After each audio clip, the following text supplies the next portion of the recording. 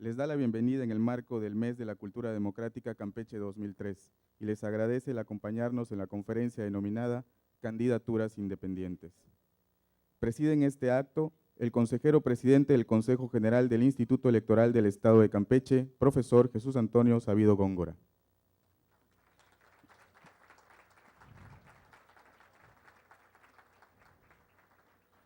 En representación de la magistrada presidente del Honorable Tribunal Superior de Justicia del Estado, el licenciado Juan Antonio René Dorantes, magistrado integrante de la Sala Administrativa Electoral.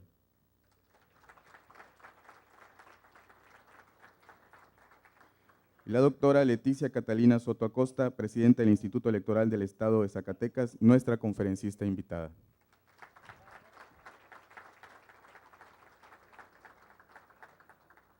De igual forma, nos honran con su presencia los integrantes del Consejo General del Instituto Electoral, magistrados integrantes de la Sala Administrativa Electoral, presidentes de ayuntamientos, integrantes del Consejo General del Instituto de Procedimientos Electorales y Participación Ciudadana del Estado de Yucatán y del Instituto Electoral de Zacatecas, diputados locales, representantes del Poder Legislativo y de los partidos políticos acreditados ante el Consejo General del Instituto Electoral del Estado. Le damos también las gracias por aceptar nuestra invitación a presidentes e integrantes de los partidos políticos con presencia en el Estado, integrantes de la Comisión de Transparencia y Acceso a la Información Pública del Estado de Campeche, nuestros compañeros del Instituto Federal Electoral, del Instituto Electoral del Estado de Campeche y del Poder Judicial, asistentes por las instituciones y órganos autónomos, medios de comunicación y público en general que hoy nos acompañan. En aquellos sistemas políticos en donde los titulares de los cargos representativos del Estado son designados mediante elecciones abiertas a un número amplio de ciudadanos que tienen igual derecho de voto, la postulación de candidaturas representa el punto de partida a toda contienda electoral. Por ello, en esta ocasión, tenemos el honor de contar con la presencia de la doctora Leticia Catalina Soto Acosta, consejera presidenta del Instituto Electoral del Estado de Zacatecas, a quien le damos la cordial bienvenida a este estado y de quien leeremos inmediatamente su síntesis curricular. La doctora Leticia Catalina Soto Acosta es licenciada por la Facultad de Derecho de la Universidad Autónoma de Zacatecas, aprobada en examen de grado con mención honorífica. Posee una maestría por el Instituto Nacional de Ciencias Penales, aprobada también con mención especial. Es doctora en Derecho por el Instituto Internacional de Derecho de la Universidad Autónoma de Zacatecas. Ha sido docente en diversas instituciones públicas y privadas en las materias de Derecho Penal, Constitucional y Derecho Electoral. Ha publicado artículos en revistas y libros especializados en temas electorales y de Derecho Procesal Electoral. Es catedrática de la Unidad Académica de Derecho de la Universidad Autónoma de Zacatecas y del Instituto Tecnológico de Estudios Superiores de Monterrey, Campus Zacatecas, y actualmente es consejera presidenta del Instituto Electoral del Estado de Zacatecas. Sin más preámbulos, cedemos el uso de la voz a nuestra conferencista. Pues muchas gracias a todos y a todas. Yo quiero agradecerles muy especialmente que nos acompañen esta mañana. Para mí ha sido muy grato recibir la invitación del presidente del Instituto Electoral de este bellísimo estado, del profesor Jesús Antonio Sabido, para estar esta mañana con ustedes compartiéndoles la experiencia de Zacatecas en candidaturas independientes.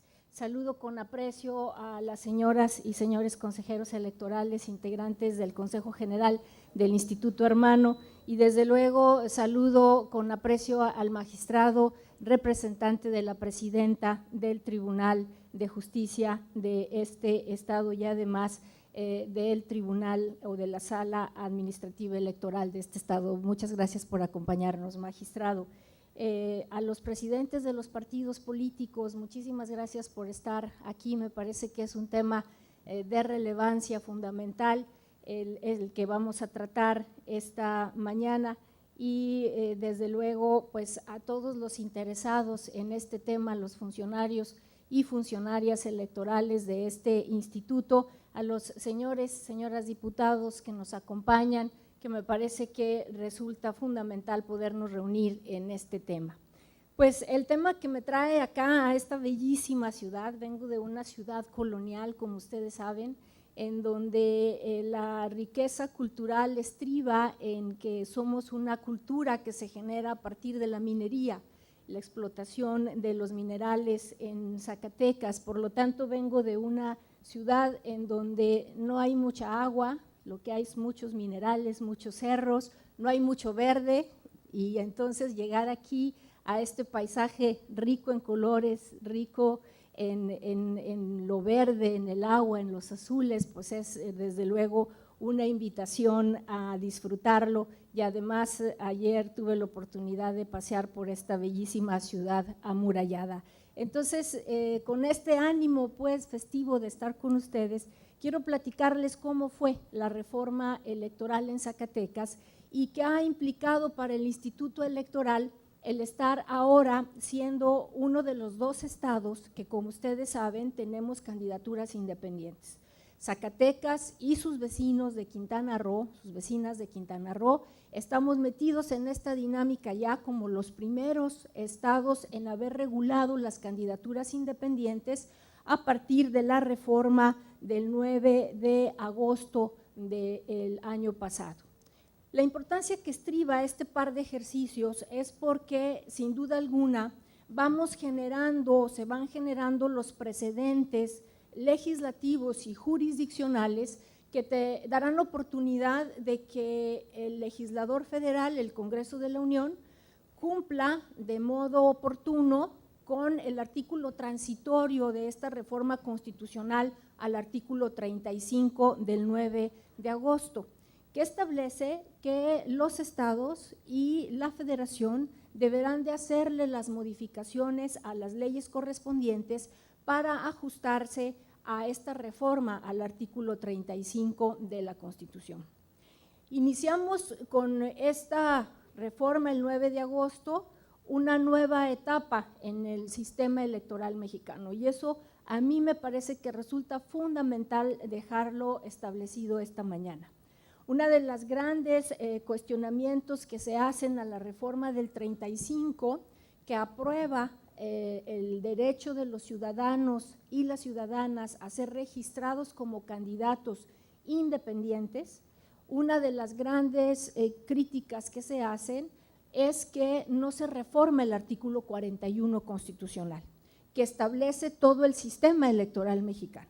Entonces, tenemos un derecho de ser registrado como candidato independiente, pero el sistema electoral, que parte del sistema de partidos políticos, no se toca. Entonces, para los estados que tenemos la figura, ha sido sumamente complicado insertar la figura de las candidaturas independientes en un sistema que no los contempla. Y les voy a comentar algunos casos prácticos o cómo en la práctica esta situación se nos ha presentado como uno de los grandes galimatías a resolver. El artículo 35 se reforma pues, pero tampoco se reforma el 116 de la Constitución. Y como saben ustedes, se crea una antinomia o por lo menos una tensión constitucional, ya que existe una disposición, el 35, que reconoce el derecho de ser candidato independiente, pero existe otro artículo, el 116, que establece que en los estados existe el monopolio de los partidos políticos para el registro de las candidaturas. Esta antinomia o tensión legislativa tuvo que ser resuelta desde un principio.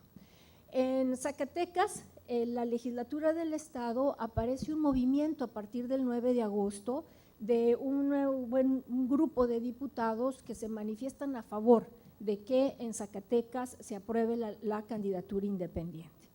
Hubo una reforma constitucional que no contempló el artículo respectivo respecto del derecho de los ciudadanos y ciudadanas zacatecanos a la candidatura independiente. Sin embargo, la legislatura en el último momento, no sé por qué, pero los señores legisladores y las señoras legisladoras, la reforma electoral siempre la dejan para el último momento, ¿no? En la fecha límite, que era el 6 de octubre, se aprueba la nueva ley electoral del estado de Zacatecas y fíjense lo que sucede en el Congreso, que también fue materia de una acción de inconstitucionalidad. No se reforma la Constitución, En la estructura del dictamen no está la figura de la candidatura independiente y se aprueba en lo general el dictamen. En la discusión en lo particular se permite discutir un título completo de la ley y ahí se abre la posibilidad de que ingresen de último momento 3 artículos que son la base para las candidaturas independientes en Zacatecas. ¿Qué dicen estos 3 artículos? No sé si iniciamos con la presentación, Sori. Gracias. ¿Qué dicen estos 3 artículos? Los ciudadanos podrán participar como candidatos independientes a cargos de elección popular para gobernador, diputados por el principio de mayoría relativa, y recalco que solo se permitió por el principio de mayoría relativa, o planillas para conformar los ayuntamientos. En ningún caso, dice esta parte de este artículo, en ningún caso los candidatos independientes participarán en los procedimientos de asignación de diputados y regidores por el principio de representación proporcional. La que sigue, Sori, miren, ahí les presento, si te regresas un momentito, perdón, esos son los emblemas con los que en este momento están participando 9 candidatos independientes en Zacatecas.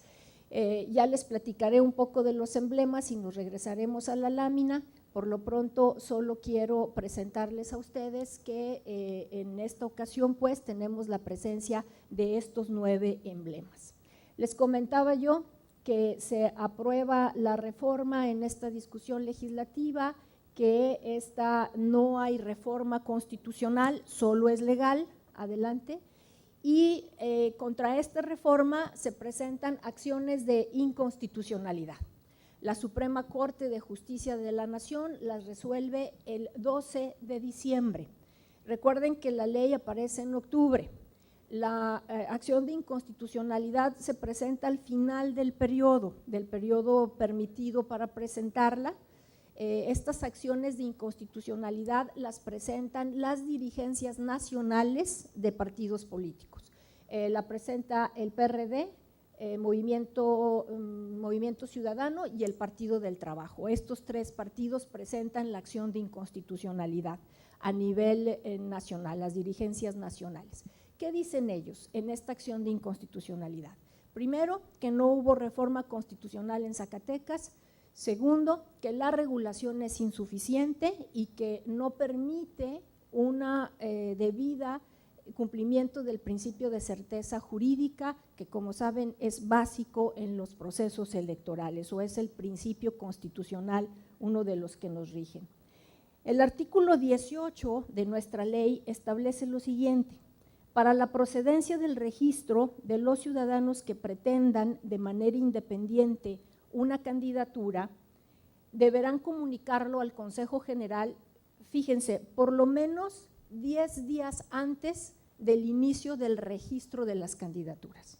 Es decir, solo 10 días entre el aviso de los independientes y el registro ya de los candidatos de los partidos políticos y de los independientes. Se fueron hasta, digamos, un momento muy inmediato al registro de las candidaturas.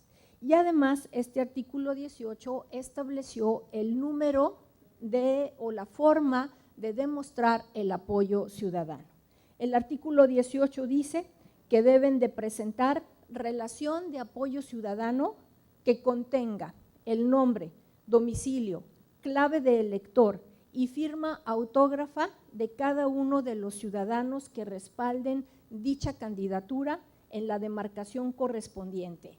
Y ojo, decía la ley, haciéndose constar mediante fe de hechos notarial. Es decir, el legislador zacatecano pedía que un notario cotejara que el ciudadano, que un notario diera fe de que el ciudadano le estaba dando el apoyo al candidato independiente. Los porcentajes que se pedían son 5% en el caso de gobernador, 15% del padrón electoral en el caso de diputaciones, 15%, y en el caso de ayuntamientos, dependiendo de la población, se pide un porcentaje que va desde el 5%, el 8%, el 10% y el 15%. Entonces, fíjense el parámetro que dejó el legislador zacatecano. 15% para diputados y en ayuntamientos, en los más grandes 5% y en los más pequeños hasta 15% de apoyo ciudadano ante notario público. Pero además decía la ley que debía de anexarse a la relación de apoyo ciudadano la copia certificada por notario público de la credencial de elector. Entonces, el candidato tenía que llevar a todo su apoyo ciudadano ante un notario o al revés, a un notario ante sus asambleas para que levantara en fe de hechos el apoyo ciudadano y además certificara cada una de las copias de la credencial para votar de quien estaba otorgando el apoyo y con estos porcentajes que les he comentado. Viene la acción de inconstitucionalidad y la Corte entra al análisis de la reforma Zacatecas. También presenta una acción de inconstitucionalidad la Procuradora General de la República. Entonces, la Procuradora General de la República dice que la regulación zacatecana es insuficiente y que no establece las bases necesarias para darle forma a la candidatura independiente de manera armónica, pero que genere condiciones de imparcialidad, de equidad y de certeza jurídica, sobre todo de certeza jurídica y de equidad de la contienda.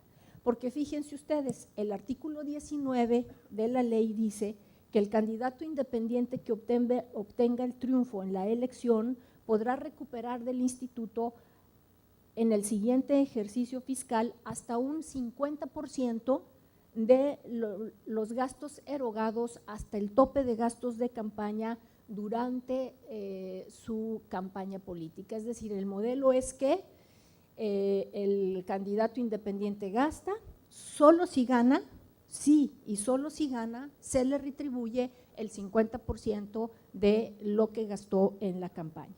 Y la última parte de estos 3 artículos dice que en caso de que un candidato independiente resulte triunfador y hubiera excedido en los gastos de campaña, no tendrá derecho a la recuperación de ese 50% y además se le aplicarán las sanciones establecidas en la ley. Eso es lo que dicen los 3 artículos de Zacatecas. El artículo 18, que es el que establece la cuestión de los apoyos ciudadanos, también establece los otros requisitos que debe de presentar el candidato independiente.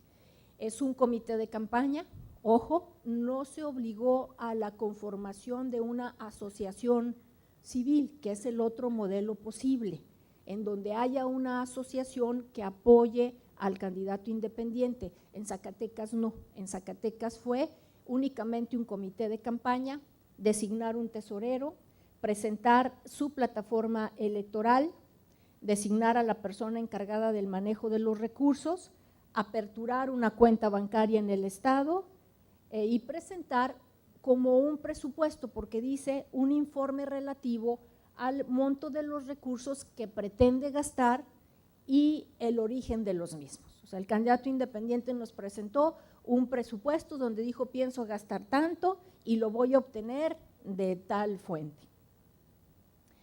Dice la ley además que el Consejo General resolverá sobre el registro de candidatos independientes en los términos previstos en la ley. Dijimos 10 días antes del registro de candidatos y al Consejo General se le otorgaron 5 días para resolver sobre la procedencia del registro ya cuando el ciudadano nos presentó su solicitud con todos los requisitos establecidos en la ley. Eso dicen los 3 artículos de la ley aprobada en Zacatecas en octubre. En la acción de inconstitucionalidad fue una discusión interesante porque también existió una opinión de la Sala Superior del Tribunal Electoral del Poder Judicial de la Federación que estimó que deberían declararse inconstitucionales los artículos toda vez que no existía una regulación completa que le diera armonía a la figura y su inserción de manera plena al sistema. Ahí está la discusión que se dio en el Pleno de la Suprema Corte de Justicia de la Nación. La discusión es interesante, yo creo que valdría la pena que revisaran ustedes las posturas de las ministras y los ministros, tanto en los casos de Zacatecas como de Quintana Roo, porque ahí se fueron delimitando algunas cuestiones importantes. La problemática que se les presentaba era si eran inconstitucionales o no. 5 ministros dijeron que no eran inconstitucionales y que debía de no declararse la inconstitucional y por lo tanto la invalidez de estos. Sin embargo, quedó claro una problemática. Primero, que la regulación era insuficiente. Segundo, y esto es un tema fundamental, que por primera vez en México se estaba permitiendo la competencia electoral exclusivamente con recurso privado, porque al no haber financiamiento público previo, lo que estábamos haciendo en el sistema electoral mexicano era abrir la puerta para el financiamiento privado, que como saben ustedes ha sido un tema que en México siempre ha habido una postura de decir no al financiamiento exclusivamente privado, inclusive a la prevalencia del financiamiento privado sobre el público, porque partimos del prejuicio, de la base de que si es así, el candidato va a asumir compromisos económicos con grupos económicos o de otra naturaleza y que entonces no queremos que el candidato llegue al triunfo con compromisos que no sean cumplirle al pueblo, ¿no? Entonces ahí los ministros fueron enfáticos en señalar que era la primera vez que se permitía en esta etapa moderna de nuestro sistema electoral la competencia con financiamiento exclusivamente privado. Además, se señalaron condiciones de inequidad. ¿Cuáles? Que el artículo 41 de la Constitución establece que nadie que no sea el IFE puede administrar o comprar tiempos en radio y televisión, y que por lo tanto los candidatos independientes se verían imposibilitados de tener tiempo en radio y televisión, lo cual generaba condiciones de inequidad. Y el siguiente punto, pues el financiamiento privado, ¿no? ¿Cómo va a obtener el candidato el recurso de ese financiamiento? Sin embargo, no se declaró la inconstitucionalidad de estos artículos y se dijo, que este es un tema importante, que el Instituto Electoral y su Consejo General podrían regular las candidaturas independientes. Y ahí es en donde nos han metido en un berenjenal que vengo a platicarles, porque resultó entonces que el Consejo General tenía que emitir las reglas, es decir, toda la conformación normativa que no está en la ley y que nuestra tarea era identificar cómo le damos orden a esta figura y cómo lo insertamos medianamente amigable en todo el sistema electoral. Hicimos un reglamento de candidaturas independientes, tuvimos la asesoría del Instituto de Investigaciones Jurídicas de la UNAM, particularmente trabajamos con César Astudillo y logramos un reglamento de candidaturas independientes de 96 artículos. ¿Qué hicimos? Primero, reconocer todos los derechos que tienen los candidatos independientes. Entonces hicimos toda una confrontación entre los derechos de un candidato de partido político y un candidato ahora independiente que va a competir con ellos. Por ejemplo, les comento que reconocimos su derecho a tener radio y televisión y sabíamos que la Constitución dice otra cosa, pero asumimos que la Suprema Corte de Justicia de la Nación dijo que eso no era óbice para que no hubiera candidaturas independientes, pero que además, después de la reforma constitucional, al primero constitucional que establece que todas las autoridades debemos de garantizar el respeto de los derechos fundamentales y además hacer una aplicación ampliada bajo el principio pro homine, en el sentido que más favorezca al ciudadano, lo señalamos así en el reglamento decimos este reglamento deberá de interpretarse conforme al artículo 1 constitucional y siempre beneficiando a la persona. Claro que nos ha ocasionado problemas con los partidos políticos. Déjenme platicarles que en la última reunión que tuvimos entre los representantes de los partidos políticos y que fueron algunos candidatos independientes también, uno de ellos que tiene un sentido del humor muy ágil, le decía al independiente: véngase mi consentido, véngase, siéntese aquí, y luego hasta le dijo: a ver, un solito, ¿no? Porque pues sí, efectivamente están dando sus primeros pasos y esto pues ha tenido que dar los primeros pasos sin duda alguna con una visión de protección hacia la figura del candidato independiente. Cuando se aprueba el reglamento y hasta que se aprueba el reglamento, 3 ciudadanos o 4 ciudadanos, 3 ciudadanos nos presentan un juicio de protección de los derechos político-electorales. En contra, fíjense, del reglamento, porque no lo hicieron en contra de la ley. Estaba todavía si la Corte lo iba a declarar o no inconstitucional, estos 3 artículos. Entonces, cuando sale el reglamento, ellos presentan sus JDCs y la Sala Superior del Tribunal Electoral del Poder Judicial de la Federación declara la inaplicación de estas partes del artículo que les leía que obligaba a la actuación notarial. Entonces, dice la Sala Superior: la Suprema Corte hizo un control abstracto, un control constitucional abstracto, es decir, en términos generales, vio los 3 artículos y dijo que no resultaban inconstitucionales. Ahora nosotros hacemos un control de constitucionalidad concreto y vamos a revisar si lo que dicen estos 3 artículos, ahora sí con lupa, resulta constitucional o no. Y deciden inaplicar la actuación notarial. Nos dicen, donde decía que iba a actuar el notario, sale. Entonces, ya no es necesario presentar la relación de apoyo ciudadano mediante fe de hechos notarial. Ya es una simple relación de apoyo ciudadano. La credencial del elector ya no es cotejada por notario público, es una copia simple de la credencial del elector. Y así fue como operó el modelo.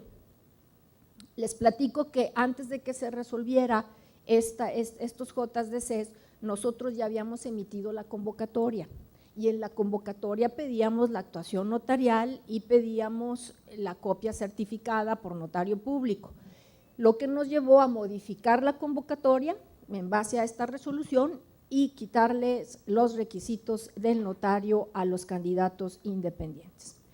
Pero nosotros habíamos pensado, al hacer el reglamento, cómo darle seguridad al candidato independiente para realizar sus actividades de búsqueda de apoyo ciudadano. Recuerden ustedes que la ley dice que 10 días antes del registro va a presentar el número de firmas que requiere, lo que nos hacía pensar que esta actividad tendría que iniciar unos meses antes, si no, ¿cómo le hace, ¿no?, para reunir este apoyo ciudadano? Entonces, lo que nosotros pedimos fue que el día 18 de febrero, que es cuando arrancaban las precampañas, de acuerdo a nuestro calendario, el independiente nos avisara: oye, voy a buscar las firmas de apoyo ciudadano, te aviso para que sepas que no son actos anticipados de campaña. Esa fue la intención, tenerlos ya como aspirantes a candidatura independiente que pudieran realizar sus actos de búsqueda de firmas y que después tuviéramos la forma de no señalarlos como actos anticipados de campaña. Bueno, en estos JDC, la Sala Superior decide que es inconstitucional el aviso previo. Dice, no debes de exigirles el aviso previo, pero fíjense, dice, porque no está en la ley. Y nosotros decimos, es que nada está en la ley, todo lo demás tampoco está en la ley. Acuérdense que hicimos un ejercicio de reglamentación extraordinario, absolutamente excepcional, basados en la decisión de la Corte que dijo la regulación es incompleta, pero el Consejo General lo puede hacer. Sin embargo, el análisis nos dice la la Sala Superior, es inconstitucional pedirles un aviso previo. Yo creo que hubo una incomprensión respecto del por qué queríamos el aviso previo, y los ciudadanos que presentaron el JDC, su motivación o su petición se fundó en que les estábamos exigiendo un requisito. ¿En qué estamos pensando muchos seguramente de lo que estamos aquí? En la base fundamental.